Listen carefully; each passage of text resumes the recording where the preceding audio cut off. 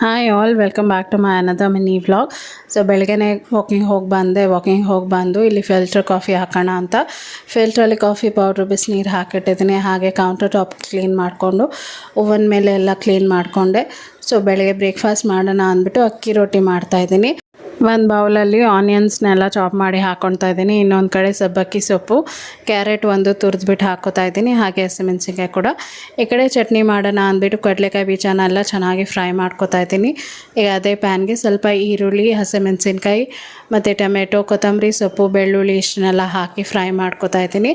ಹಾಗೆ ಕಡಲೆಕಾಯಿ ಬೀಜಲ್ಲಿ ಸ್ವಲ್ಪ ಕಡಲೆಕಾಯಿ ಬೀಜ ಅಕ್ಕಿ ರೊಟ್ಟಿಗೆ ಕೂಡ ಹಾಕ್ಬಿಟ್ಟು ಉಪ್ಪು ಹಾಕ್ಬಿಟ್ಟು ಅಕ್ಕಿ ಹಿಟ್ಟನ್ನ ಹಾಕಿ ಚೆನ್ನಾಗಿ ಮಿಕ್ಸ್ ಮಾಡಿ ಇಟ್ಕೊತಾ ಇದ್ದೀನಿ. ಈ ಕಡೆ ಡಿಕಾಷನ್ ರೆಡಿ ಆಗಿತ್ತು. ಸೊ ಕಾಫಿ ಮಾಡ್ಕೊಂಡು ಕೊಡ್ದೆ.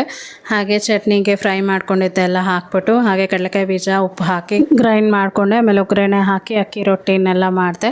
ಇದಾಗಿತ್ತು ಇವತ್ತಿನ ಮಿನಿ ವ್ಲಾಗ್. ಇನ್ನೊಂದು ವ್ಲಾಗಲ್ಲಿ ಭೇಟಿ ಆಗ್ತೀನಿ.